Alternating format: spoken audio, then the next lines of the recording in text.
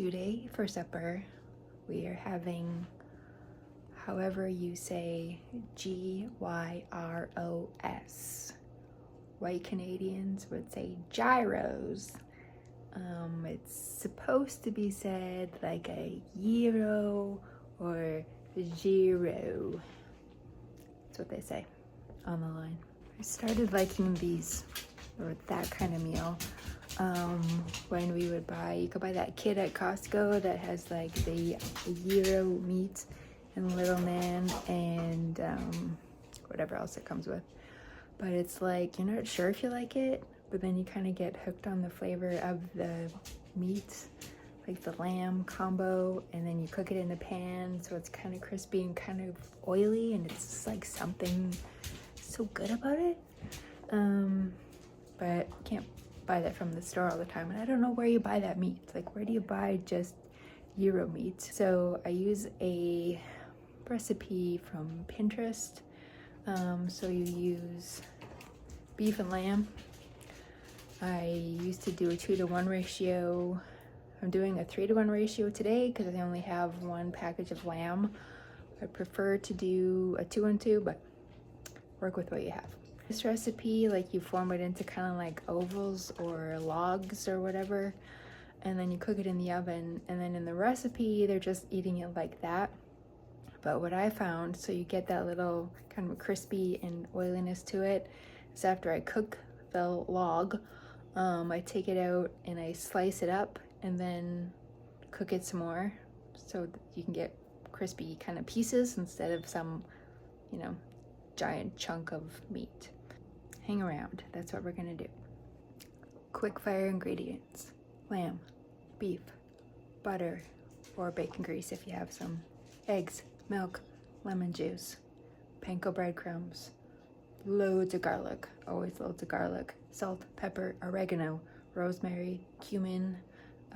They say some thyme. I never buy thyme, but I have like a Greek combo herbs or some basil, kind of the same idea. The recipe says cook at 350. We know the oven trick. I cook meat at 400.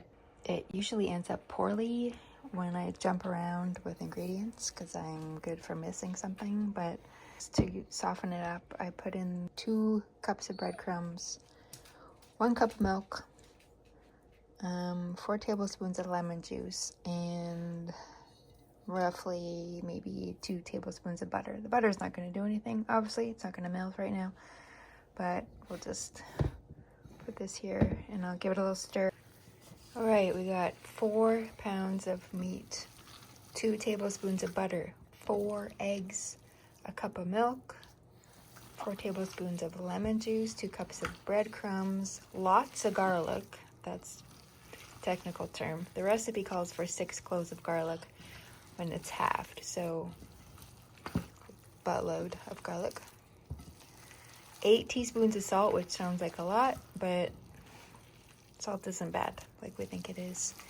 4 teaspoons of pepper, 4 teaspoons of oregano, 1 teaspoon of rosemary. I always crush up the rosemary a little bit, otherwise it's like big spruce needles in your food. 4 teaspoons of cumin, and I used 2 teaspoons of, well, the original recipe would be thyme. I just put a little bit of a Greek spice, which is just essentially more oregano and some basil. And then it needs to be uber mixed, ultra squishy. So with a little help from my buddies, they hammered out this. That looks pretty close. I mean, I would maybe do them slightly different, but it's only because I'm obsessive compulsive. But some of them are a little long. They say ovals in the recipe, but I mean, that's, I don't know, it's ovally. Of course we have cheese because we put that on everything. Tzatziki I just made from scratch, or you buy it. Of course you have to have tzatziki to put on Greek food naturally. It's just yogurt, dill, a bit of oil, salt and pepper, lemon juice. Of course, if you've ever had these before, there's always like red onion, tomato, cucumber added on if you want, but I don't use any of that stuff, so this is what we're gonna put on ours. We are at 400 degrees, as I said, and I don't know, we'll go for 15 minutes and then I'll flip it and switch it and see where they're at. Okay, that was, what was it, 15 minutes. You can tell which one was on the bottom and which one was on the top. Flip everything over, and then they're going to switch locations. So that's just a little baby in it. Switch locations in the oven. So this is what it looks like when I slice them up and then lay them on their sides so that the sides can crisp up. So I just broil them and get them nice and crispy and try to set my smoke detector off. I have a little bit of wife guilt. I've got no eyebrows. Not for any major reason. My husband had to go to work in the bush today with the potential that he'd have to stay or work really late or potentially stay over. I didn't have a bunch of other stuff to give him. Like sometimes I have to give him like ultra extra next day food because that's how he works. Like he'll just work and work and work until something's done because he's got to get to the next job.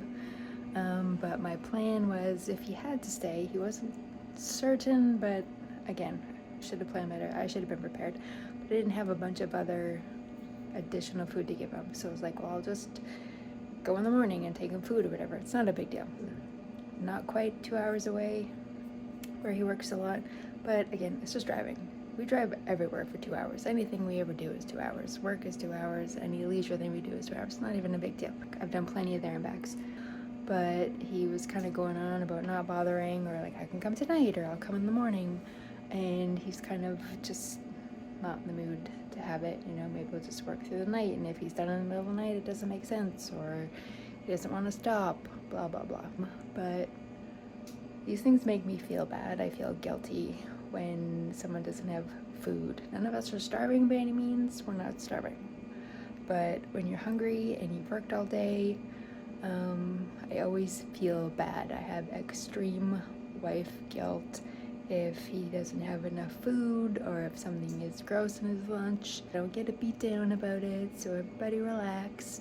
But just as a wife, as a, you know, the meal provider and the home operator,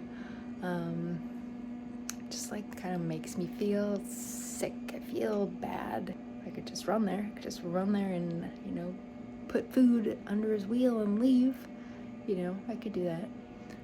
Anything like if kids don't have food or someone's out somewhere and doesn't have something, I don't like it. That bothers me.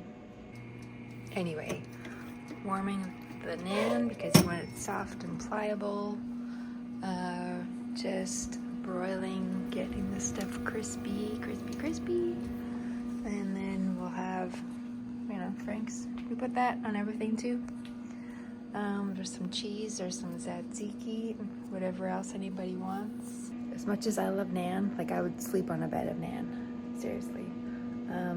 These bought breads just like don't sit well in my stomach. I could eat one piece and just feel like I've eaten a whole giant table of food or a bag of bread and it just like sits in my throat. I mean, is there anything better than naan and, you know, gyro meat and stuff? There's nothing better. It's so delicious. My body says nay. My body says no. Thank you.